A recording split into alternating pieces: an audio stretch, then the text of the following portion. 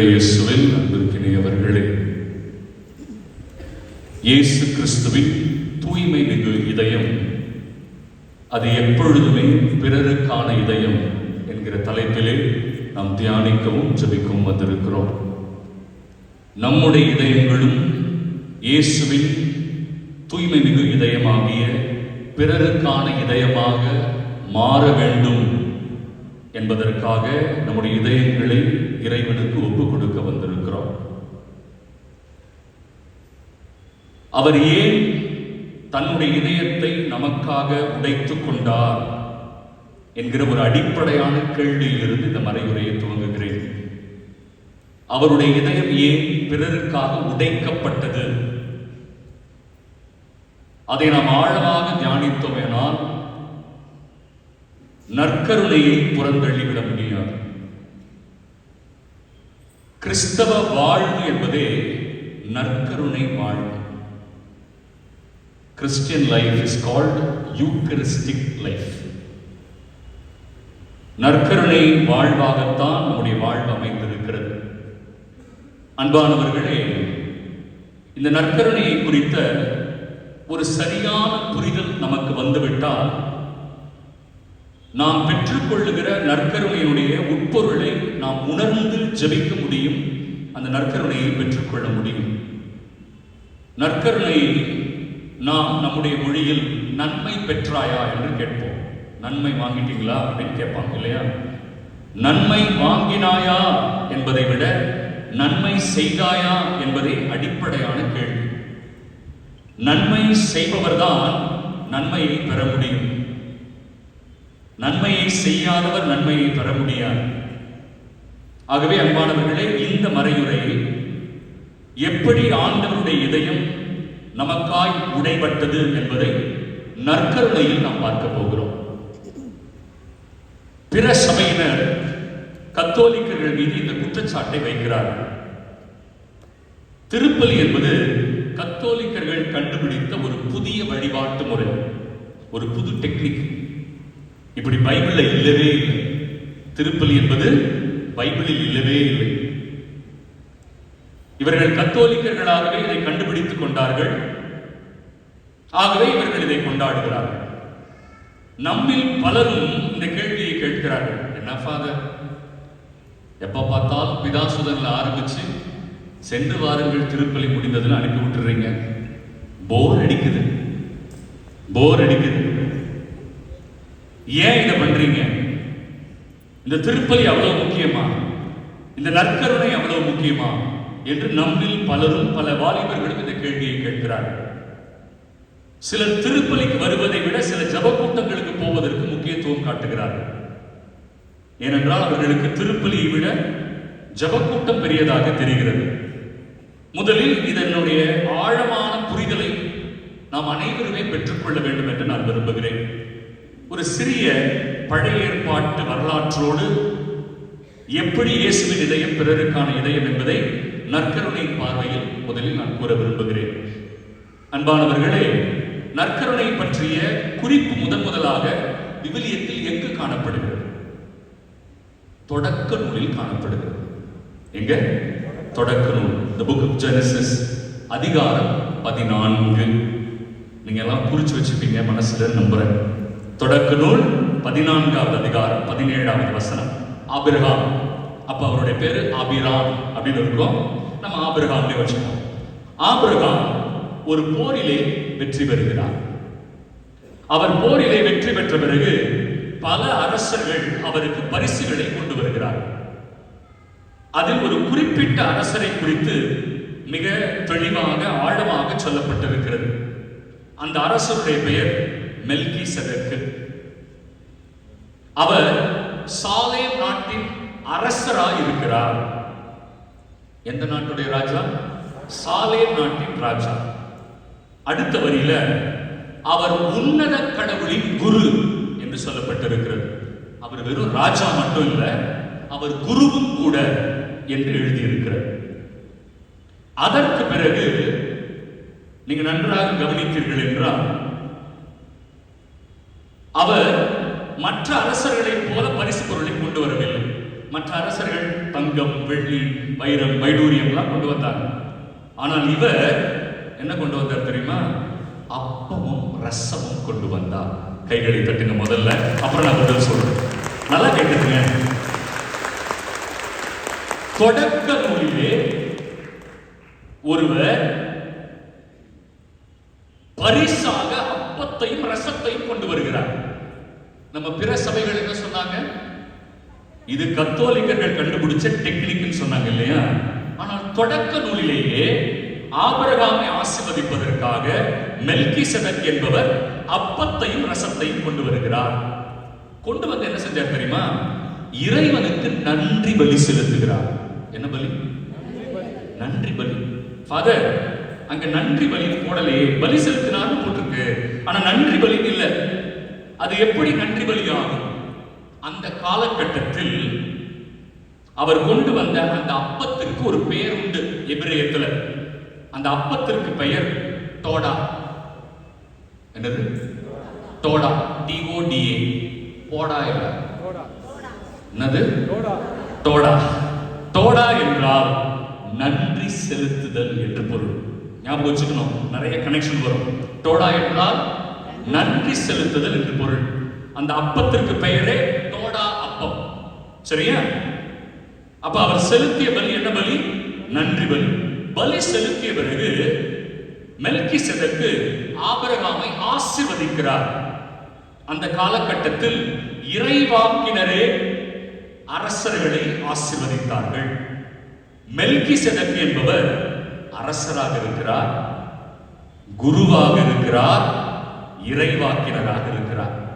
இந்த மெல்கிசெதக்கை பற்றிய செய்தி தொடக்க நூல் 14ஆம் அதிகாரத்திற்கு முன்பாகவும் இல்லை, தொடக்க நூல் 14ஆவது அதிகாரத்திற்கு பின்பாகவும் அவரை பற்றிய செய்தி எங்கேயும் இல்லை. அதோட எபிரேயர் புத்தகத்துல 7வது அதிகாரத்துல இருக்கு. அது வரைக்கும் எங்கேயுமே இல்லை அவரை பற்றிய செய்தி. இப்ப கேள்வி என்ன? இந்த மெல்கிசெதக்கு யார்? இதான் கேள்வி. இந்த மெல்கிசெதக்கு யார் என்று கண்டுபிடித்து விட்டால் இன்றைய மைய கருத்தின் புரிதல் நமக்கு மிக தெளிவாய் கிடைத்துவிடும்.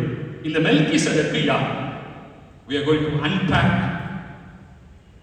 the name of Melchizedek. சரிங்களா? மெல்கிசெதக் யார்? ஒண்ணா பார்ப்போம். முதல்ல அவரோட பேர் மெல்கிசெதக். மெல்கி ஜாதோ என்று அவர் பெயரை இரண்டாக பிரிக்கலாம். மெல்கி ஜாதோ. ஜாதோக் என்றால் நீதி, மெல்கி என்றால் அரசர். அப்ப அவர் பேர் என்ன? நீதியின் அரசர். ஓகே, முதல்ல அதை புரிஞ்சுப்போம். மெல்கிசெதக் என்றால் நீதியின் அரசர். சரி, அப்ப அடுத்து என்ன இருக்கு? அவர் சாலேம் நாட்டின் அரசர். விபிலி அறிஞர்கள் என்ன கூறுகிறார்கள்? அந்த காலத்தில் சாலேம் என்று ஒரு நாடோ நகரமோ இல்லை. ஆபிரகாம் காலத்தில் சாலேம் என்கிற ஒரு நாடோ நகரமோ இல்லை. ஆகவே சாலேம் அரசர் என்றால் அந்த சாலேம் என்கிற வார்த்தையினுடைய எபிரேய சொல் ஷாலோம். ஷாலோம் என்றால் அமைதி என்று பொருள் இல்லையா? ஷாலோம் என்றால் அமைதி என்று பொருள். இப்ப அவர் எதனுடைய அரசரா இருக்கிறார்? அமைதியின் அரசராக இருக்கிறார். அவர் நீதியின் அரசர், அமைதியின் அரசர். ஓகேவா? அமைதியின் அரசர். அவர் நீதியின் அரசராகவும் அமைதியின் அரசராகவும் இருந்தது மட்டுமல்லாமல் அவர் குருவாக இருக்கிறார். ஏனென்றால் பலி ஒப்பு கொடுக்கிறார். குருவாக இருக்கிறார், பலி ஒப்பு கொடுக்கிறார். பிறகு ஆபிராமை ஆசீர்வதிக்கிறார். அது முடிஞ்ச உடனே நீங்க என்ன பார்க்கணும்? ஆபிராம் 10ல் ஒரு பங்கை அவருக்கு கொடுத்தார். ஏன் எந்த ராஜாவுக்கும் கொடுக்கல? அவருக்கு மட்டும் 10ல் ஒரு பங்கை கொடுத்தார். அந்த காலகட்டத்தில் இறைவனுக்கு மட்டுமே 10ல் ஒரு பங்கை கொடுப்பார். ஆபிராம் எந்த அரசருக்கும் கொடுக்காமல் இந்த மெல்கிசெதக் என்பவருக்கு மட்டும் 10ல் ஒரு பங்கை கொடுத்தார். சரியா? இப்ப கேள்வி, யார் இந்த மெல்கிசெதக்? இவர் நீதியின் அரசராக இருக்கிறார், அமைதியின் அரசராக இருக்கிறார், குருவாக இருக்கிறார், இறைவாக்கினராக இருக்கிறார், அப்பத்தையும் ரசத்தையும் கொண்டு நன்றி பலி செலுத்தி இருக்கிறார். அந்த பலிக்கு பேரு நன்றி பலி. அப்பொழுது இவர் யார்? இவரை பற்றிய செய்தி எசாயா புத்தகத்தில் இருக்கு. ரெஃபரன்ஸ் எசாயாக்கு வந்துடலாமா? தலையாட்டுங்க. சரி, எசாயாக்கு வந்துடலாம். எசாயா 9ஆம் அதிகாரம் 6வது வசனம். எசாயா 9 வசனம் 6. நிறைய பேர் நோட்ஸ் எடுக்கிறதெல்லாம் பார்க்கும்போது அப்படியே புல் அரிக்குது. ஓரமா உட்காந்து சொல்லிச்சுக்கலாம் போல இருக்கு. சந்தோஷமா தான் இருக்கு, ஆனால் அதெல்லாம் யூஸ் பண்ணுவீங்களான்னு தெரியல. பரவாயில்ல. எசாயா 9 வசனம் 6. வெளியில் இருக்கிறவங்களாம் கவனிக்கிறீங்களா? கேட்குதா? ஒரு கையை உயர்த்தி ஒரு அல்லேலூயா சொல்லுங்க பார்ப்போம். உங்க அல்லேலூயா அதை தீய வைக்க சத்தமா சொல்லுங்க, கையை உயர்த்தி. அப்பா, இப்ப உள்ள இருக்கிறவங்க சொல்லுங்க. வெளியில இருக்கிறவங்க உள்ள இருக்கிறவங்க சேர்த்து சொல்லுங்க. இப்ப கவனிக்காதவங்க தூங்கிட்டு இருக்கிறவங்க எல்லாம் கை உயர்த்தி அல்லேலூயா சொல்லுங்க. இன்னும் இவ்வளவு உஷாரா இருக்கிறீங்க, இவ்வளவு நல்ல பிள்ளைங்களா நீங்க? சரி, ஓகே. எசாயா 9 வசனம் 6. இது மெசியாவை குறித்த ஒரு செய்தி. நல்லா கவனிக்கணும். யாரை குறித்த செய்தி?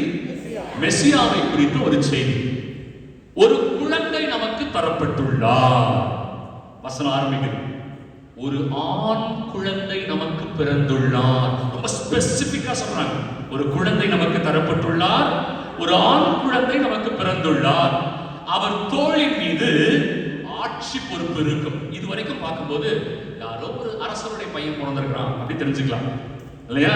அவர் தோளின் மீது ஆட்சி பொறுப்பு இருக்கும். இதுவரைக்கும் ஓகே, புரிஞ்சுக்கிட்டோம். ஆனா அதுக்கப்புறம் வர பேரு தான் பயங்கரமான பேர். என்ன பேரு? முதல் பேர் என்னமா? வியத்தகு ஆலோசகர். அவர் யாரு? வியத்தகு ஆலோசகர். ஓகேவா? அவர் சாதாரண ஆள் இல்ல, அவர் வியத்தகு ஆலோசகர். அவர்கிட்ட தான் கவுன்சிலிங்க்கு போனோம். அவர் குழந்தை கிடையாது, அவர்கிட்ட தான் நம்ம எங்க போனோம்? கவுன்சிலிங் போனோம். ரெண்டாவது, அவர் யாரு? வலிமை மிகு இறைவன். அவர் குழந்தை இல்ல, வலிமை மிகு இறைவன். ஓகேவா? அடுத்தது, என்றும் உள்ள தந்தை. எவ்வளவு அழகான வார்த்தை பாருங்க. அவர் யாரு? என்றும் உள்ள தந்தை. ஆபாத். அவர் எப்பவுமே அப்பா. அவர் குழந்தை இயேசு கோயில்ல போய் அவரை குழந்தையா பார்க்க கூடாது. அவர் யார்? அவர் தான் நமக்கு தந்தை. என்றும் உள்ள தந்தை, வியத்தகு ஆலோசகர், வலிமை மிகு இறைவன், என்றும் உள்ள தந்தை. நாலாவது தான் சூப்பரான விஷயம், அமைதியின் அரசர். கை தட்டுங்களா ஒரு வாட்டி நல்லா. யார் அவரு? அமைதியின் அரசர். இப்போ மெல்கிசேதேக்கு யாருன்னு சொன்ன? அமைதியின் அரசர். அப்ப அவர் யார் தெரியுமா? இயேசு கிறிஸ்து. யாரு? இயேசு கிறிஸ்து. ஆபிரகாமை சந்தித்தது யாரு? இயேசு கிறிஸ்து. இயேசு கிறிஸ்து தான் ஆபிரகாமை சந்தித்தார். போதுமா? ஆபிரகாமை சந்தித்தது யாரு? இயேசு கிறிஸ்து. அப்ப ஆபிரகாம் கிட்டே இல்லையா, இயேசு கிட்ட கேட்கிறாங்க. இயேசு அவங்க கிட்ட பேசுறாரு. யூதர்கள் எல்லாரும் சொல்றாங்க, நாங்கள் ஆபிரகாமின் பிள்ளைகள். இயேசு சொல்வாரு, நீங்கள் ஒன்னும் ஆபிரகாமின் பிள்ளைகள் இல்லை, நீங்கள் சாத்தானின் பிள்ளைகள் அப்படின்னு சொல்வார். யோவான் 8:44. ஆபிரகாம் என்னை கொலை செய்ய விரும்பவில்லை, நீங்களும் என்னை கொலை செய்ய தேடுகிறீர்கள். என்ன சொன்னாரு? ஆபிரகாம் என்னை கொலை செய்ய விரும்பவில்லை, நீங்களோ என்னை கொலை செய்ய தேடுகிறீர்கள். இவங்களுக்கு ஒண்ணுமே புரியல. என்னது ஆபிரகாமா? ஆபிரகாம் பாத்தியா? அப்ப இவர் சொல்ற, இயேசு சொல்றாரு, ரொம்ப அழகான வார்த்தை பிரியமானவர்களே, எனக்கு ரொம்ப பிடித்த வார்த்தை, ரொம்ப அழகான வார்த்தை. இயேசு என்ன சொன்னாரு? நான் வரும் நாளை காண முடியும் என்று ஆபிரகாம் எனக்காக மகிழ்ச்சியோடு காத்திருந்தார். நான் வரும் நாளை காண முடியும் என்று ஆபிரகாம் மகிழ்ச்சியோடு காத்திருந்தார். நான் வந்த நாளை அவர் கண்ட பொழுது பெருமகிழ்ச்சி அடைந்தார். நான் வர நாளுக்காக காத்திருந்தாரு. அவர் நான் வந்த பொழுது என்னை பார்த்தார், என்னை பார்த்த பொழுது பெருமகிழ்ச்சி அடைந்தார். என்னது? ஆபிரகாம் பாத்தியா? யூதர்களுக்கு கோபம் வந்துருச்சு. உனக்கு என்ன 50 வயசு கூட ஆகல, நீ ஆபிரகாம பாத்தியா அப்படின்னு கேட்கிறாங்க. அதுக்கு இயேசு சொல்றாரு, ரொம்ப அழகா சொல்றாரு, நான் ஆபிரகாமுக்கு முன்பாகவே, இயேசுக்கு கிராமர் தெரியல, இருந்தேன்னு சொல்லல. நான் ஆபிரகாமுக்கு முன்பாகவே இருந்தேன் அப்படின்னு சொல்லிருக்கணும். ஆனா இயேசு என்ன தெரியும் சொன்னார் தெரியுமா? நான் ஆபிரகாமுக்கு முன்பாகவே இருக்கிறேன்னு சொன்னார். யோவான் 8:56. நான் ஆபிரகாமுக்கு முன்பாகவே இருக்கிறேன். அப்ப தன்னை யாருன்னு சொல்றார் இயேசு? உங்களை போய் கேட்டவர் தன்னை யாருன்னு சொல்றார் இயேசு? யாவே கடவுள். நான் ஆபிரகாமுக்கு முன்பாகவே இருக்கிறேன். போதுமா? அப்ப இயேசுவே சொல்றாரு, ஆபிரகாம் நான் வரும் நாளுக்காக காத்திருந்தார், நான் வந்த பொழுது என்னை கண்டு பெருமகிழ்ச்சி அடைந்தார். அப்ப அந்த மெல்கிசேதேக் யாரு? சத்தமா சொல்லுங்க, இயேசு கிறிஸ்துவே அது. கைகளை தட்டி ஆண்டவருக்கு நன்றி சொல்லுங்க. இயேசு கிறிஸ்துவே அது. ஓகேவா? இப்ப இயேசு கிறிஸ்து தான் தொடக்க நூலிலே அப்பத்தையும் ரசத்தையும் கொண்டு வந்து நன்றி பலி செலுத்தி ஆபிரகாமை ஆசீர்வதித்தார். அவர் வெறும் ஒரு சாதாரண மனிதர் அல்ல, இறைமகன். அது மட்டுமல்ல, அவர்தான் மெசியா. அது மட்டுமல்ல, அவர்தான் தந்தையாகிய கடவுள். கைகளை தட்டி ஆண்டவருக்கு நன்றி சொல்லுங்க. திருப்பலி கத்தோலிக்கர்கள் கண்டுபிடிச்ச டெக்னிக் கிடையாது, புதிய வழிபாட்டு முறை கிடையாது. இப்ப அடுத்து போறோம். எங்க விடுதலை பயணம் 25வது அதிகாரம். விடுதலை பயணம் 25. பிரியமானவர்களே நல்லா கவனிங்க. விடுதலை பயணம் 25வது அதிகாரத்தில் ஆண்டவர் உடன்படிக்கை பேழையை செய்ய சொல்வார். அதே அதிகாரத்துல அப்ப மேசை செய்யு சொல்வார். என்ன சொல்வாரு? அப்ப மேசை. அப்புறம் இன்னொன்னு, இது மட்டும்தான் அவங்க அந்த பரிசுத்த கூடாரத்துக்குள்ள வச்சாங்க. கூடாரத்துக்குள்ள 3 தான் வச்சாங்க. ஒன்னு உடன்படிக்கை பேழை, இன்னொன்னு அப்ப மேசை, இன்னொன்னு மெனோரா, 7 தண்டு கொண்ட விளக்கு. இது எதை குறிக்கிறது தெரியுமா? உடன்படிக்கை பேழை தந்தையையும், அப்பம் இயேசுவையும், விளக்கு தூய ஆவியாரையும் குறிக்கிறது. ஹல்லேலூயா சொல்லுவோமா எல்லாரும்? ஒரு ஸ்பிரிட்டே இல்லை. மறுபடியும் சந்தோஷமா? ஓகே, சரியா? அப்படி கவனிச்சுட்டே வாங்க. ஆண்டவர் என்ன செய்ய சொல்றாரு? மோசே, எனக்கென ஒரு அப்ப மேசை செய். அந்த அப்ப மேசையை சித்திம் மரத்தினால் செய். என்ன மரம்? சித்திம் மரம். இங்கிலீஷ்ல அதுக்கு பேரு அகாசியா வுட். Acacia would. சரியா? ஏன் அந்த மரம் தெரியுமா? அந்த மரத்துல எந்த பொருள், கதவு இதெல்லாம் செஞ்சா கூட செல்லரிக்காது, அது அழியாது. அழியாத ஒரு மரம். ஆண்டவர் சித்திம் மரத்தினால் ஒரு அப்ப மேசை செய்ய சொன்னார். அதுக்கு பேரே அப்ப மேசை. ஓகேவா?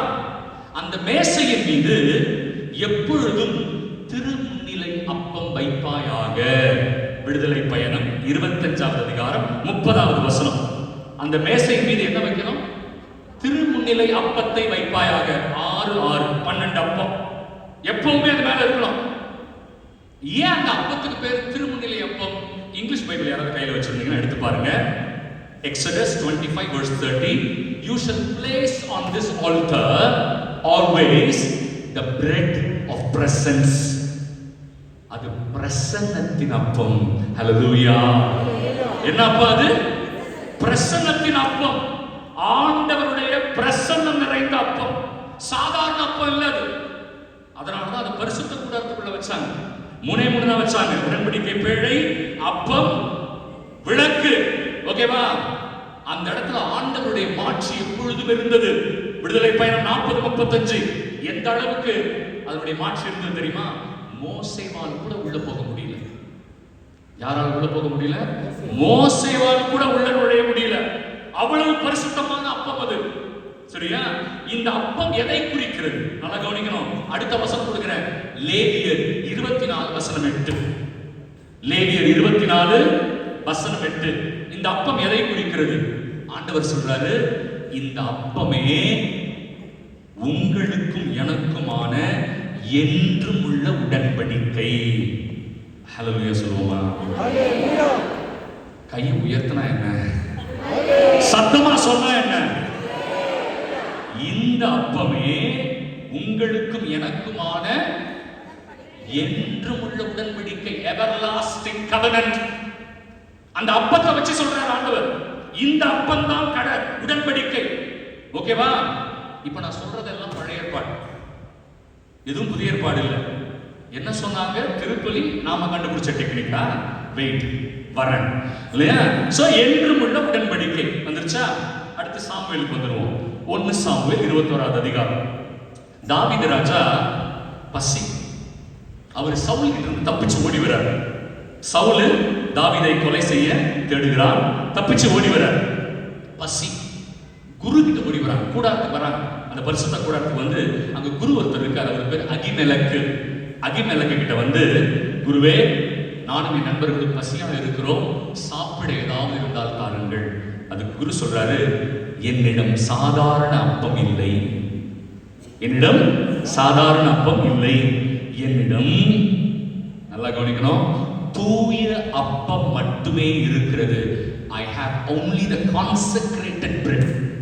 தூய அப்பம், பரிசுத்தமான அப்பம் மட்டுமே என்னிடம் இருக்கிறது.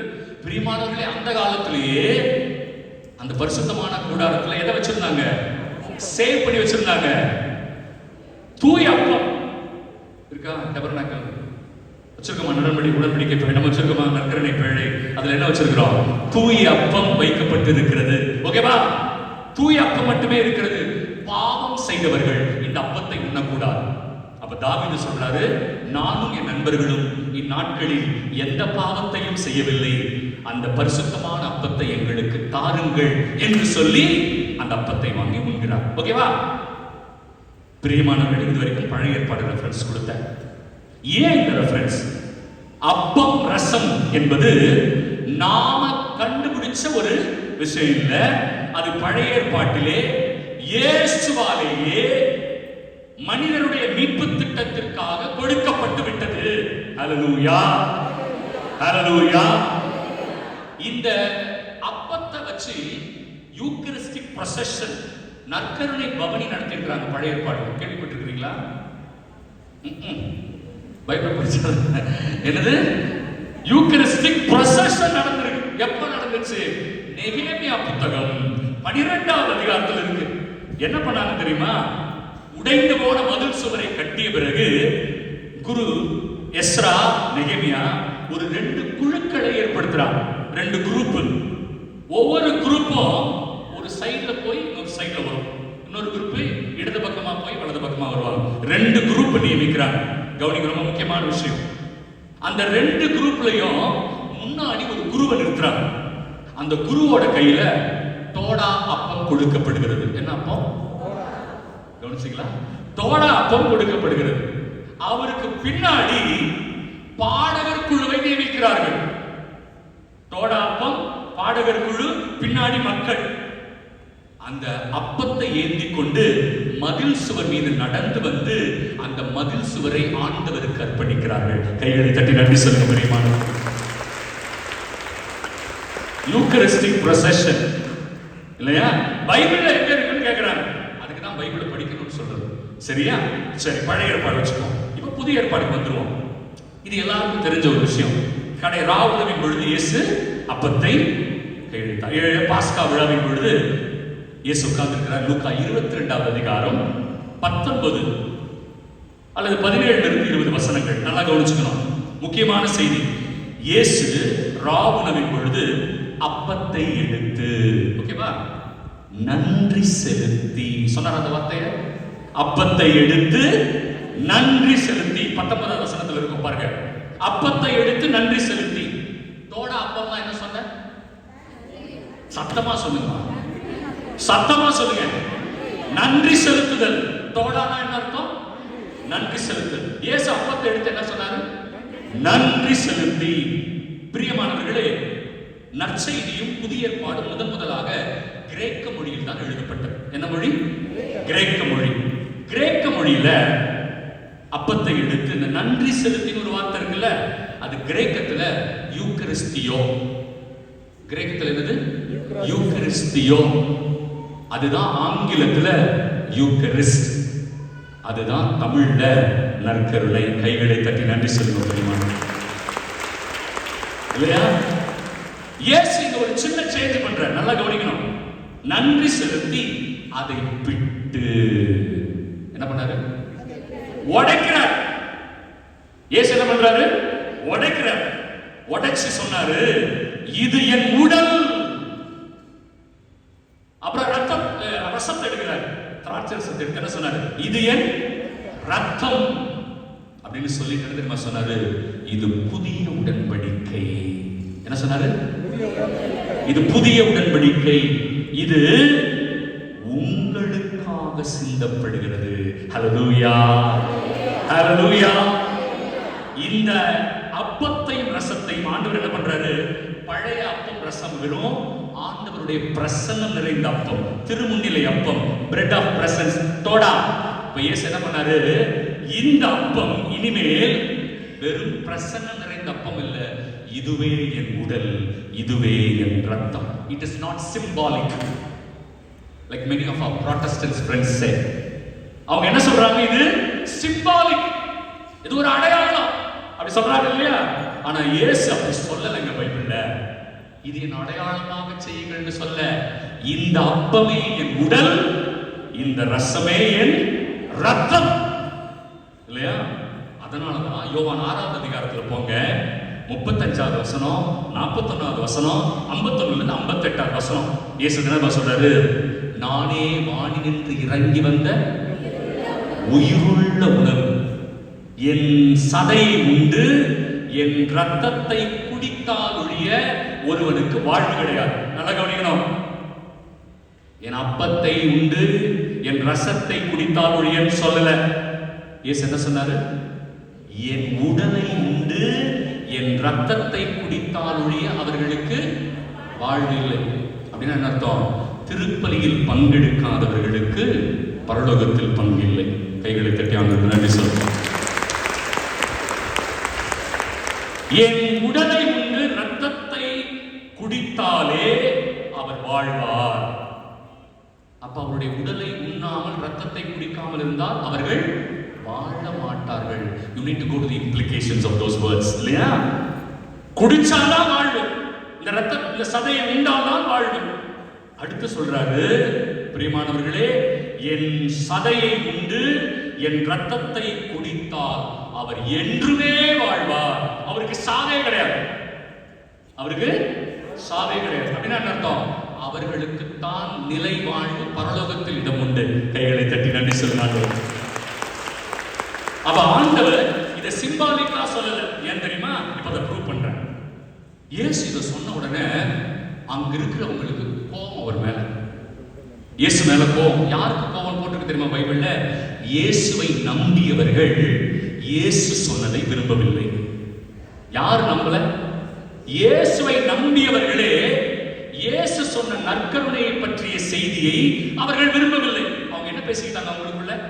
இவர் உடலை நாம் எப்படி உண்ண முடியும், இவருடைய ரத்தத்தை நாம் எப்படி குடிக்க முடியும், இது மிக கடினமான போதனையாக இருக்கிறது அப்படின்னு சொன்னாங்கல்ல. நல்லா கவனிங்களேன். யோவான் 6:66. யோவான் 6:66 என்ன தெரியுமா போட்டிருக்கு?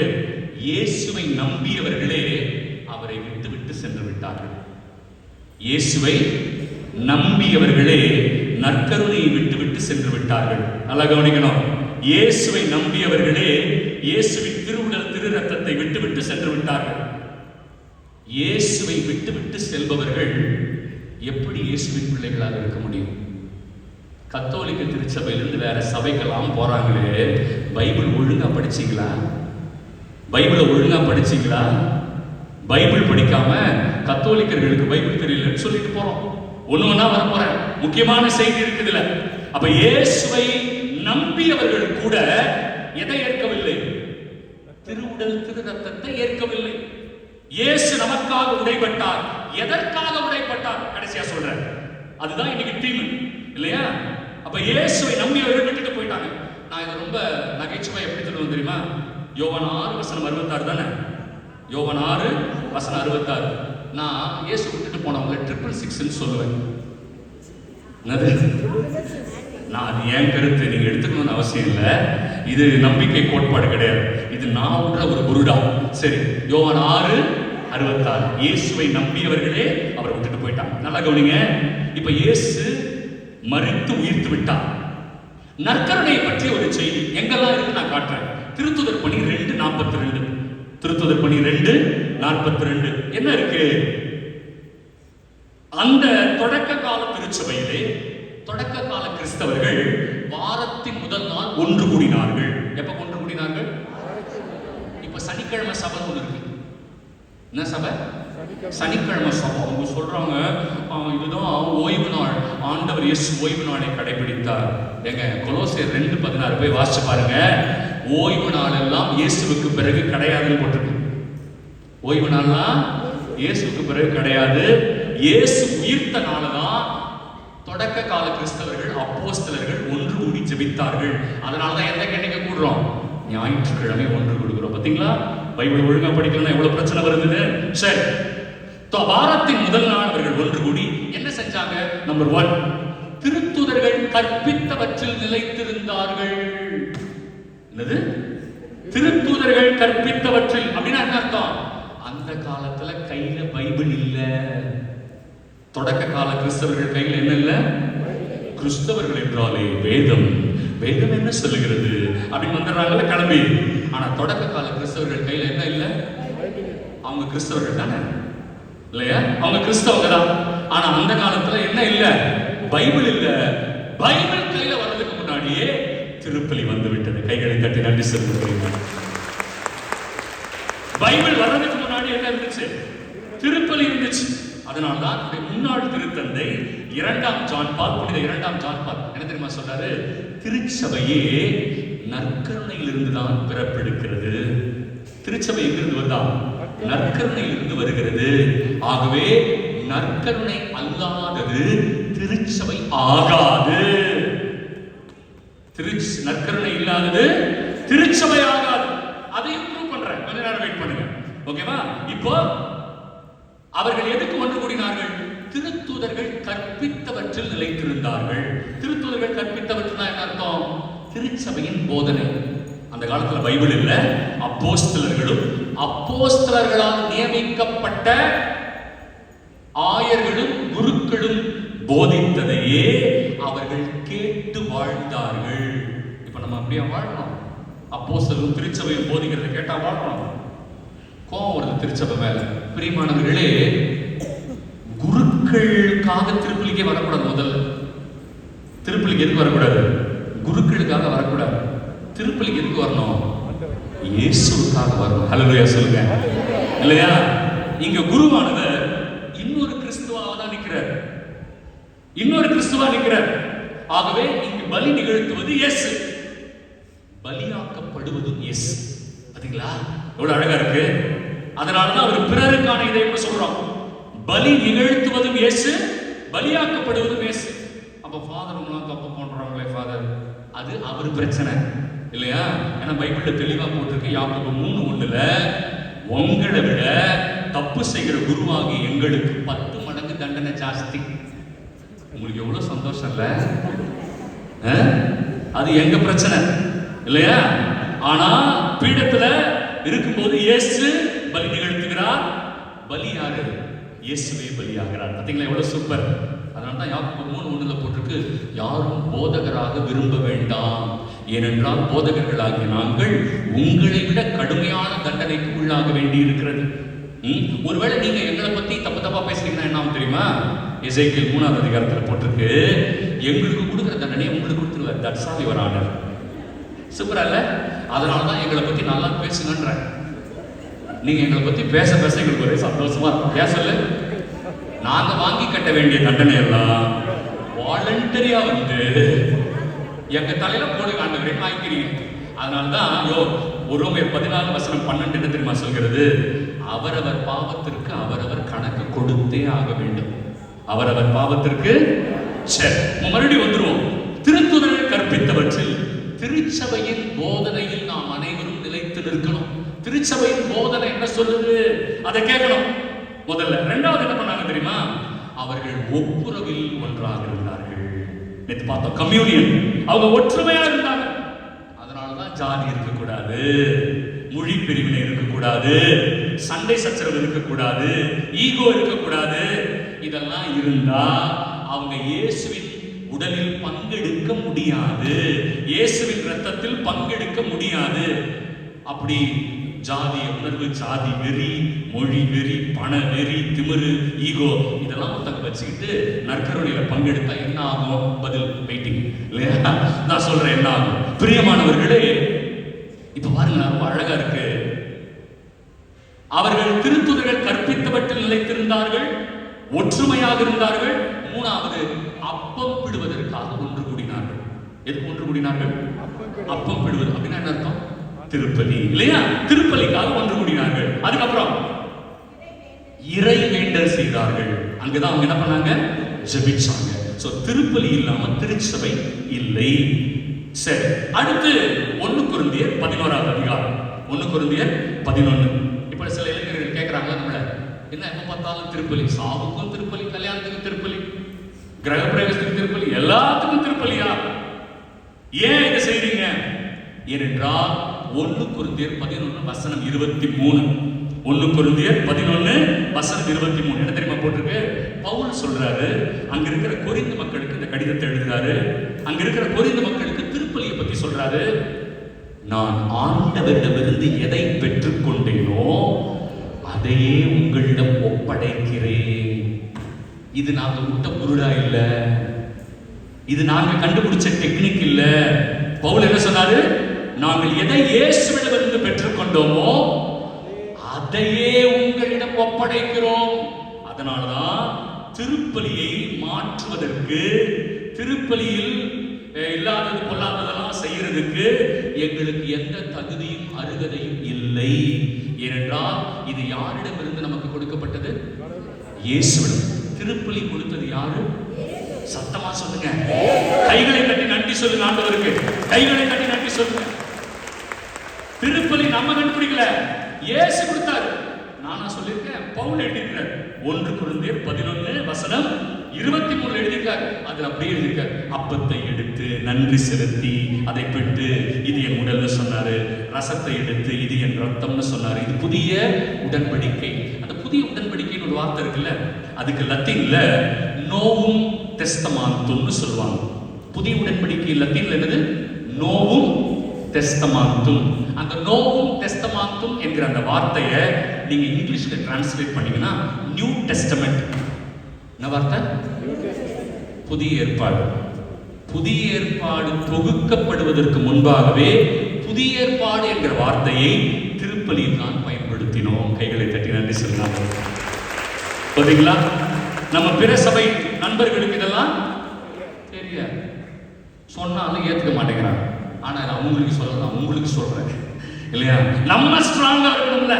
ஓகே, இப்ப அடுத்த செய்தியோடு நான் நிறைவு செய்ய பிரியமானவர்களே, ஏன் இயேசு உடைபட்டார்? ஏன் இந்த நற்கருணையை கொடுத்தார்? நம்ம ஆண்டவர் படைத்த பொழுது எப்படி படைச்சார் தெரியுமா? தொடக்கம் 1:26 எப்படி படைச்சார்? அவருடைய உருவிலும் அவருடைய சாயலிலும் இல்லையா? அப்படி எப்படி தெரியுமா வசனம்? நாம் மனிதரை நம் உருவிலும் நம் சாயலிலும் படைப்போம். அவங்க யார்கிட்டயே பேசிக்கிறாங்க. அதான் மூவர் இறைவன். மனிதரை நம் உருவிலும் நம் சாயலிலும் படைப்போம். அப்ப ஒவ்வொரு மனிதருமே மூவர் இறைவனுடைய உரு, மூவர் இறைவனுடைய சாயல். ஹல்லேலூயா. மூவர் இறைவன் நம்ம உடம்புல இருக்கிறார். ஒவ்வொரு மனிதரும் மூவர் இறைவனுடைய உருளாக, மூவர் இறைவனின் சாயலாக இருக்கிறார். எப்படி ஃபாதர் சொல்ல முடியும்? சொல்ற கவனிங்க. ஆன்மா தந்தையின் பிரதிபலிப்பை கொண்டிருக்கிறது. நல்லா கவனிக்கணும். உடல் இயேசுவின் பிரதிபலிப்பை கொண்டிருக்கிறது. உயிர் தூய ஆவியாரின் பிரதிபலிப்பை கொண்டிருக்கிறது. ஹல்லேலூயா. Father, Son and the Holy Spirit. கரெக்ட்டா? இது எப்படி சொல்றீங்க? இயேசு சொல்றார். எங்க சொல்றாருன்னு சொல்லவா? உங்கள் ஆன்மாவை காத்துக் கொள்ளுங்கள். என்ன சொன்னாரு? இந்த உடல் ஊனியல்பு, இது ஆன்மாவை காத்துக் கொள்வதற்காக கொடுக்கப்படுகிறது. கரெக்டா? அது மட்டும் சொல்லல. 1 கொரிந்தியர் 6:19 இந்த உடலே தூய ஆவியானவர் வாழும் ஆலயம் என்று சொல்லப்படுகிறது. ஓகேவா? அப்ப இந்த உடல்ல தந்தை, மகன், தூய ஆவி. கடவுளை எங்கெங்கயோ தேடாத, உடம்புக்குள்ளேயே தேடு. கடவுளை எங்கெங்கயோ தேட வேணாம். எங்க தேடலாம்? உடம்புக்குள்ளே தேடு. ஏன்னா இதுதான் தூய ஆவியானவர் வாழும் ஆலயம். ஓகேவா? இப்ப அடுத்து நல்லா கவனிக்கணும். இயேசு என்ன பண்ணாரு, இந்த உலகத்தை விட்டு சென்ற பொழுது நமக்கு 3 gift கொடுத்துட்டு போனார். இயேசு இந்த உலகத்தை விட்டு போகும்போது எத்தனை gift? 3 gift. gift நம்பர் 1 கத்தோலிக்க திருச்சபை. என்னது? கத்தோலிக்க திருச்சபை. gift நம்பர் 2 நற்கருணை. gift நம்பர் 3 தூய ஆவி. வெரி குட் இல்லையா? ஏன் இதை கொடுத்தாரு? நல்லா கவனிங்களேன். உன் ஆன்மாவை காத்துக்கொள், அப்பொழுது நான் உனக்கு அழியா உடலை கொடுப்பேன், அழியா ஆவியை உனக்குள் ஊற்றுவேன். கைகளை தட்டி நன்றி சொல்லமா? என்ன கொடுப்பாரு? அழியா உடல், அழியா ஆவி. அந்த அழியா உடல் தான் நற்கருணை, அந்த அழியா ஆவிதான் பரிசுத்த ஆவி. அப்ப நம்ம ஆன்மாவை காத்துக்கொண்டால் ஆண்டவர் நமக்கு என்ன கொடுப்பாரு? இன்னொரு உடல் கொடுக்கிறார். அது அழகா இருக்குமா ஃபாதர்? இதை விட கொஞ்சம் பெட்டரா இருக்குமா ஃபாதர்? சூப்பர் ஸ்டார் மாதிரி இருப்பனா ஃபாதர்? கிடையாது.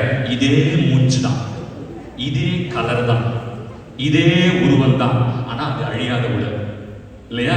எப்படின்னு சொல்லவா? அன்னை மரியாள் உடலோடு ஆன்மாவோடு விண்ணகம் எடுத்துக் கொள்ளப்பட்டார். கை தர மாட்டீங்களா? எலியா உடலோடு ஆன்மாவோடு விண்ணகம் எடுத்துக் கொள்ளப்பட்டார். ஓகேவா? ஏனோக்கு உடலோடு ஆன்மாவோடு விண்ணகம் எடுத்துக் கொள்ளப்பட்டார். இயேசு உடலோடு விண்ணகம் சென்றார். ஆனா அந்த உடல் என்ன உடல்? ரிசரெக்டட் பாடி, உயிர்ப்பின் உடல். சரியா? நாம் அனைவருமே சாவுக்காக படைக்கப்படவில்லை, இந்த உலகத்திற்காக படைக்கப்படவில்லை. இங்க வந்துதான் ஜிங்கு ஜிங்கு ஜிங்கு டான்ஸ் ஆடுறோம் இல்லமா? கதகளி எல்லாம் ஆடுறோம், பிரேக் டான்ஸ் ஆடுறோம் இல்லையா? யாராவது நீங்க 200 வயசோட உட்கார்ந்து இருக்கிறீங்களா? கை தூக்குங்க. ஃபாதர் எனக்கு ஒரு ஜஸ்ட் 200 இயர்ஸ் ஓல்டு ஃபாதர். கை தூக்குங்க பாப்போம். யாராவது? ஒருத்தரும் வாழ முடியாது இல்லையா? எல்லாருமே சாவ போறோம். ஆனா ஆண்டவர் சாவ படைக்கல. யார் படைக்கல? ஆண்டவர் சாவ படைக்கல. எங்க போட்டிருக்கு? சாலமோனின் ஞானம் 1வது அதிகாரம் 13வது வசனம். ஆண்டவர் சாவை உண்டாக்கவில்லை. சாவம் எப்படி வந்துச்சு? மனிதர் தங்களுடைய சுதந்திரத்தை பயன்படுத்தி சாத்தானோடு உலகத்தோடு கைகோர்த்து கொண்டதால் சாவு உலகத்திற்கு வந்தது. இப்ப இயேசு என்ன பண்றாரு? ஐயோ, என் பிள்ளைகளை நான் அழிவதற்காக படைக்கவில்லையே, இவர்களுக்கு நான் மீண்டும் அழியாத வாழ்வை கொடுப்பேன் என்பதற்காகத்தான் இந்த உலகத்திற்கு வந்து தன் உடலை உடைத்து தன் ஆவியை நமக்குள் ஊற்றினார். கைகளை தட்டி ஆண்டவருக்கு நன்றி சொல்ல தெரியுமா? பாத்தீங்களா? அப்ப ஆண்டவர் நம்ம எல்லாரையும் அவருடைய பிள்ளைகளா பார்க்கிறாரு. நம்ம அழிஞ்சு போயிடக்கூடாதுன்னு நினைக்கிறாரு இல்லையா? அதனாலதான் நம் மீது முழு அன்பு கொண்டு அவர் வந்தார். பிரியமானவர்களே, லூக்கா 24வது அதிகாரத்துல இயேசு உயிர்த்த பிறகு 2 சீடர்கள் நடந்து போவாங்க. அவங்க இயேசுடைய சீடர்கள். இயேசு மேல நம்பிக்கை இல்லை, அவர் உயிர்த்துட்டாங்க. பெண்கள் வந்து சொன்ன பொழுதும் நம்பிக்கை இல்லை. 2 பேரும் நடந்து போறாங்க. நடந்து போகும்போது இயேசு ஒரு வழிபோக்கனை போல பக்கத்துல வரார் இல்லையா? அப்ப இயேசு அவங்களை கேட்கிறார், நீங்கள் 2 பேரும் என்ன பேசிக்கொண்டு செல்கிறீர்கள்? அவங்க 2 பேரும் அதிமேதாவித்தனமா சொல்றாங்க இயேசு கிட்ட, நாங்கள் இயேசுவை பற்றி பேசுகிறோம் அப்படின்னு. யார்கிட்ட சொன்னாங்க? அதான் நன்மை. We are good at talking about Jesus Christ. இயேசுவை பற்றி பேசுவதில் வல்லவர்கள் நம்ம. ஆனால் இயேசுவோடு பேசுவதில் தான் வல்லவர்கள் இல்லை இல்லையா? எப்ப பார்த்தாலும் யாரை பத்தி நல்லா பேசுவோம்? இயேசுவை பத்தி நல்லா பேசுவோம், நல்லா பேசுவோம் இல்லையா? இயேசுவோடு பேசுறியாமா இல்லையா? சில பேர் கூட வருவாங்க, ஃபாதர் நான் நேற்று ஜெபித்துக் கொண்டிருந்த பொழுது ஏசி என் பக்கத்தில் வந்தார் ஃபாதர், நான் அவரோடு பேசிக் கொண்டிருந்தேன். வாயிலே குத்துவ போய் சொல்லணும் இல்லையா? இந்த குருடா விடுறதெல்லாம் வேண்டாம், உஷாரா இருக்கு. அந்த மாதிரி பொய் சொல்றவங்க, பொய் காட்சி காண்பவர்கள்லாம் கொஞ்சம் உஷாரா இருக்கணும். ஓகே, அப்ப இயேசுவோடு பேசுறது இல்ல. அப்ப இயேசு கிட்ட சொல்றாங்க, அவர் பெரிய ராஜாவாயிடுவாரு, எங்களுக்கெல்லாம் கேபினெட்ல மினிஸ்டர் பதவி கொடுப்பாருன்னு நினைச்சோம், ஆனா அவரை கொன்னுட்டாங்க. எங்களை சார்ந்த சில பெண்கள் அவர் உயிர்த்து விட்டார் என்று சொல்றார்கள். பெண்கள் பேச்செல்லாம் நம்பலாமா? யார் சொல்றா? சீடர்கள். இயேசு கோவம் வந்துருச்சு. இயேசு என்ன தெரியுமா திட்டினார்? அவங்க எடுத்த உடனே, அறிவிலிகளே. என்ன திட்டினாரு? அறிவிலிகளே. அடுத்த வார்த்தை, மந்த புத்தி உள்ளத்தினரே. என்ன சொன்னாரு? மந்த புத்தி உள்ளத்தினரே அப்படின்னு சொல்லிட்டு, இறை வார்த்தையில் தன்னை குறித்து திருமுகத்தில் எழுதப்பட்ட யாவற்றையும் அவர்களுக்கு விளக்கி கூறினார். கைத்தட்ட மாட்டீங்களா? ஏன் தெரியுமா? அதனாலதான் திருப்பலியில முதல்ல இறை வார்த்தையை உடைத்து கொடுக்கிறோம். பாத்தீங்களா? முதல்ல என்ன கொடுக்கிறோம்? இறை வார்த்தை விளக்குறோம். அதுக்கப்புறம் அவங்க ஊர் வந்துருச்சு. இயேசு என்ன பண்றாரு? இன்னும் அப்பால் போகிறவர் போல காட்டிக் கொள்கிறார். அவருக்கு வேற வேலை இல்லை, ஆனால் என்ன சொல்றாரு? இன்னும் தூரமாக போகிறவர் போல காட்டிக் கொள்கிறார். ஆனா இவங்க என்ன பண்றாங்க? அவர் இறை வார்த்தை அழகா விவரிச்சார் இல்லையா? அதனால அவர்கிட்ட இறைவசனத்தை கேட்கணுங்கிறதுக்காக எங்களோடு தங்கும் என்று கட்டாயப்படுத்தினார்கள். என்ன பண்ணாங்க? கட்டாயப்படுத்தினார்கள். பிரியமானவர்களே, வீட்டுக்குள்ள போறாரு. வீட்டுக்குள்ள போன உடனே Jesus only a guest there. அவங்களுக்கு அவர் இயேசுன்னு தெரியாது இல்லையா? வீட்டில் இருக்கிற உரிமையாளர்கள் தான் கெஸ்ட்டுக்கு பரிமாறுவாங்க. ஆமா தானே? இல்ல கெஸ்ட் நேரம் விட்டுருவீங்களா? கிச்சன்ல போய் நீயே போட்டு சாப்பிடுவீங்க இல்ல இல்லையா? அப்போ வீட்டில் இருக்கிறவங்க கெஸ்ட்டுக்கு பரிமாறுவாங்க. சாப்பாடு வச்சுட்டாங்க. ஆனா கெஸ்ட் என்ன பண்றாரு? அப்பத்தை எடுத்து, யாரு?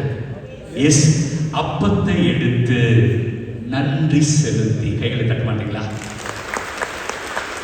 அப்பத்தை எடுத்து நன்றி செலுத்தி, இயேசு அங்க என்ன கொண்டாடுறாரு? திருப்பலி இல்லையா? நன்றி செலுத்தி யூகரிஸ்தியோ தோடா உடைத்து, அவர் அப்பத்தை உடைத்த பொழுது அவர்கள் கண்கள் திறந்தன. பாத்தீங்களா? ஏன் தெரியுமா அவங்க கண்கள் திறந்தது?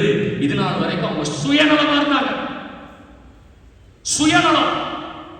நமக்கு கேபினட் மினிஸ்டர்ல பதவி கிடைக்கும், அவர் ராஜாவாயிடுவாரு, நம்ம எல்லாம் பணக்காரங்க ஆயிடலாம் நினைச்சாரு.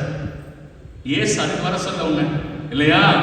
இயேசு என்ன செய்தாரோ அதை நீங்களும் நானும் செய்ய வேண்டும் என்பதற்காகத்தான் அந்த இதயத்தை அவர் உடைத்தார். ஹல்லேலூயா, ஹல்லேலூயா இல்லையா? அவங்க சுயநலமா இயேசு வேணான்னு வந்துட்டாங்க. இயேசு உடைத்தவுடன் அவர்கள் கண்கள் திறந்தன. அவர்கள் கண்கள் திறந்தன. இயேசு மறைஞ்சிட்டார். அப்ப அவங்க என்ன தெரியுமா சொன்னாங்க? அவர் வழி நெடுகிலும் நம்மோடு பேசிக் கொண்டு வந்த பொழுது நமது உள்ளம் பற்றி எரியவில்லையா? வசனத்தை கேட்கும் போது எது எரியணும்? உள்ளம் பத்தி எரியணும். சில பேருக்கு அரை மணி நேரத்துக்கு மேல பிரசங்கம் போனா வயிறு எரியும். கரெக்டா? எப்ப முடிப்ப? இங்க சாப்பாடு போறதுனால உன்னை விட்டு வச்சோம். சாப்பாடு மட்டும் இங்க இல்ல, அவனை நீ காலி இல்லையா? ஆனாலும் உங்க பங்கு ஃபாதர் சொல்றதுனால தான் இவ்வளவு நேரம் பிரசங்கம். ஓகே, இங்க வசனத்தை கேட்கும் போது எது எரியணும்? உள்ளம் பற்றி எரியணும். எது எரியக்கூடாது? வயிறு எரியக்கூடாது இல்லையா?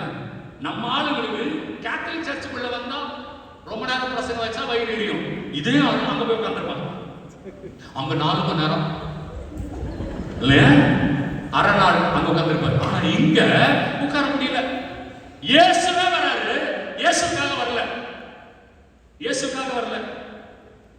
இயேசுவே வராரு. மேக்கப் போட்டுட்டே வருது இல்லையா? Full makeup. இங்க வந்து நின்று பாருங்க.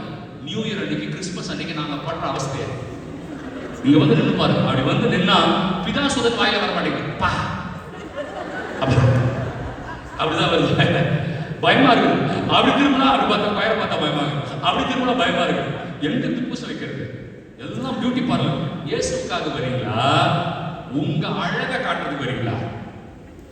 ஏமா இயேசுக்காக வரீங்களா? அவன் கிழிஞ்சு போன பேண்ட் வேற போட்டு வரானே. என்ன பேண்ட்? கிழிஞ்சு போன பேண்ட். ஏன்னா அது வந்து மாடர்ன் பேண்டாமே. Worn out jeans. Very good, கரெக்டா? Worn out jeans. என்ன ஜீன்ஸ்? Worn out jeans. கிழிஞ்சு போட்டு வரான் இல்லையா? சென்னையில போட்ட கூட பரவாயில்ல, புழுக்கம் அவன் கிழிச்சு போட்டு வரான்னு சொல்றான். பெங்களூர்ல கிழிச்சு போட்டு வரான் இல்லையா? ஓகே, பிரியமானவர்களே, நான் எதுக்கு வரேனே தெரியல இல்லையா? அந்த சீடர்கள் என்ன பண்ணாங்க தெரியுமா? உடனே இரவோடு இரவாக ஓடினார்கள். எங்க ஓடினாங்க? யாரு வேண்டான்னு சொன்னார்களோ அங்க ஓடினாங்க. ஏன் தெரியுமா? நற்கருணையை புரிந்து கொண்டால் நீங்களும் நானும் அடுத்தவருக்காக வாழ ஆரம்பித்து விடுவோம். நற்கருணை புரியவில்லை என்றால் ஒருவர் அடுத்தவருக்காக வாழ மாட்டார். சுயநலமாக வாழ்வார், தான் தோன்றித்தனமாக வாழ்வார், தற்பெருமைக்காக வாழ்வார். புரியுதுங்களா? அப்ப நற்கருணை புரிஞ்சுட்டாவே ஒருத்தங்களால அடுத்தவங்களை காயப்படுத்த முடியாது. நற்கருணையை புரிஞ்சுக்கிட்டா நாம காயப்பட்டாலும் அடுத்தவங்களை பார்த்துப்போம். பாத்தீங்களா? நாம காயப்பட்டாலும் அடுத்தவங்களை பார்த்துப்போம். நற்கருணையை புரிந்து கொண்டால் அடுத்தவங்க நல்லா இருக்கணும்னு நினைப்போம் இல்லையா? இப்ப எப்படி நினைக்கிறான்?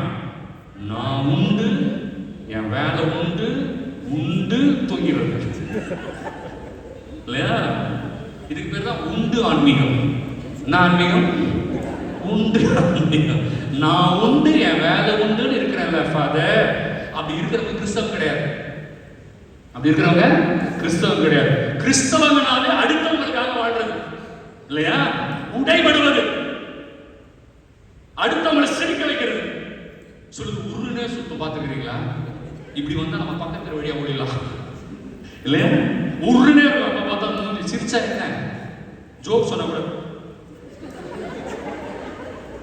அப்படியே இல்லையா? கொஞ்சம் சிரிச்சா நல்லா தான் இருக்கும் மூஞ்சி. சிரிக்கிற முகம் ஆக்சுவலா அழகான முகம் இல்லையா? சிரிக்கிறதே கிடையாது. ஏன்னா அடுத்தவங்க நம்ம எப்ப பார்த்தாலும் நம்மளை பத்தி self centred people we are. எப்படிப்பட்ட மக்கள்?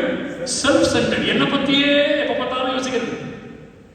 அப்ப அடுத்தவர்களை பற்றி யோசிக்கத்தான நம்ம அழைக்கப்பட்டிருக்கிறோம். அதான நற்கருணை. முதலாக ஃபர்ஸ்ட் ஹோலி கம்யூனியன் யாருக்கு கொண்டாடப்பட்டு கொடுக்கப்பட்டது? ஃபர்ஸ்ட் ஹோலி கம்யூனியன் முதலாக யாருக்கு கொடுக்கப்பட்டது?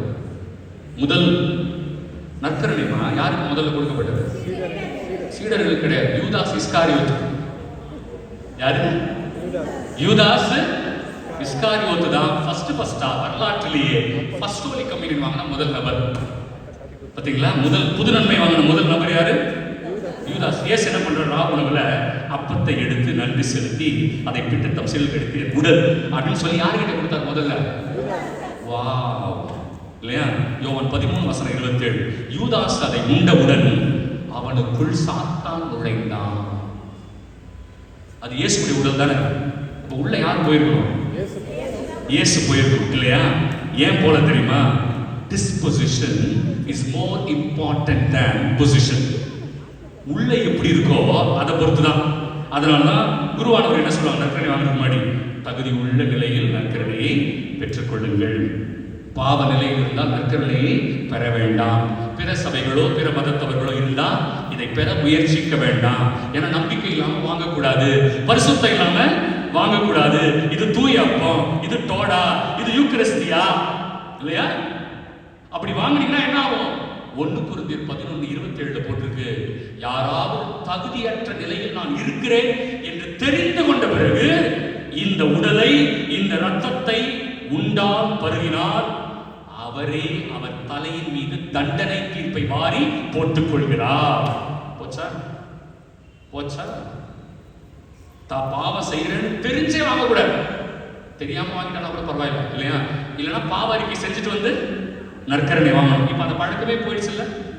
அந்த பழக்கமே இல்லை. பாவ சங்கீதன பழக்கமே கிடையாது. ஓகே, இப்ப நல்லா கவனிக்கணும். முக்கியமான செய்தி, அவனுக்குள் சாத்தான் நுழைந்தான். இப்ப நிறைய நேரம் நம்ம சர்ச்சுக்கு வரோம், நற்கருணை வாங்குவோம், வீட்டுக்கு போகும்போது யாரோட போறோம்?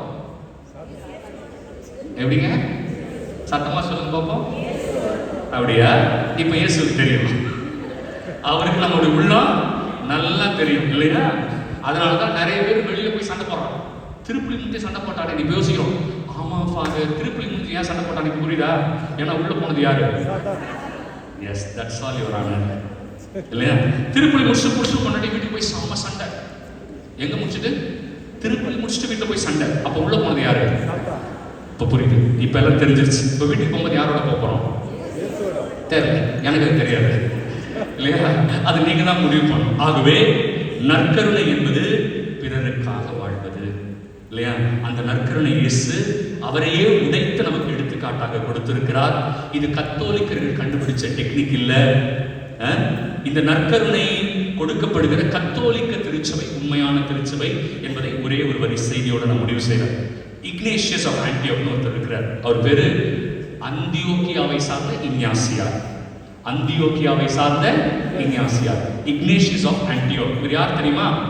இவர் அந்தியோக்கியா நகரத்தின் முதல் ஆயர். அந்தியோக்கியா என்கிற நகரத்தில் தான் முதலாக இயேசுவை பின்பற்றியவர்களை கிறிஸ்தவர்கள் என்று அழைத்தார். கிறிஸ்தவர்கள் என்ற பெயரே எங்க வந்துச்சு? அந்தியோக்கியா தான். அந்த அந்தியோக்கியா நகரத்தினுடைய ஆயர் யாரு? இக்னாசியார் இல்லையா? இவர் யார் தெரியுமா? இயேசுனுடைய அன்பு சீடர், யோவானுடைய முதல் சீடர். யோவானுடைய முதல் சீடர் இவர். அந்தியோக்கியாவில் ஆயரா இருக்கும்போது ஸ்மிர்னா என்கிற ஒரு நகரத்தில் இருக்கிற கிறிஸ்தவர்களுக்கு ஒரு கடிதம் எழுதுகிறார். ஸ்மிர்னா என்கிற நகரத்தில் இருக்கிற கிறிஸ்தவர்களுக்கு ஒரு கடிதம் எழுதுறார். Letter to the people of Smyrna. கூகுள்ல இருக்கு, நீங்க போட்டு செக் பண்ணிக்கலாம். ஓகேவா? அந்த கடிதத்தில் என்ன எழுதுறாரு தெரியுமா? நிறைய எழுதுறாரு. அது ஒரு குறிப்பான செய்தி. எங்கே நற்கருணையை மையமாக கொண்டு, நல்லா கவனிக்கணும், எங்கே நற்கருணையை மையமாக கொண்டு ஆயரின் தலைமையில், ஆயரை நிராகரிக்கிறவர்கள், பிரியமானவர்களே, திருச்சபை நிராகரிக்கிறார்கள். குருக்களை நிராகரிக்கிறவர்கள் திருச்சபை நிராகரிக்கிறார்கள். பார்த்தீங்களா? எவ்வளவு அழகா போட்டிருக்கு. எங்கே ஆயரை நற்கருணையை மையமாக கொண்டு ஆயரின் தலைமையிலே மக்கள் அனைவரும் ஒன்று கூடுகிறார்களோ அங்கே கத்தோலிக்க திருச்சபை இருக்கிறது என்று எழுதியிருக்கிறார். கைத்தட்டுங்க பிரியமானவர்களே. அப்ப உண்மையான திருச்சபை என்றால் அது கத்தோலிக்க திருச்சபை. கத்தோலிக்க திருச்சபை என்றால் நற்கருணை. நற்கருணை என்றால் அடுத்தவருக்காக டைபடுவது, அடுத்தவருக்காக வாழ்கிற வாழ்க்கைதான் கத்தோலிக்க கிறிஸ்தவ வாழ்க்கை. இயேசுவின் தூய்மை மிகு இதய பெருவிழாவில் நற்கருணையை பற்றிக் கொள்வோம். இயேசுவின் நிறைவான ஆசீர்வாதத்தை அன்றாடம் பெற்றுக்கொள்வோம். ஆமென், ஆமென், ஆமென்.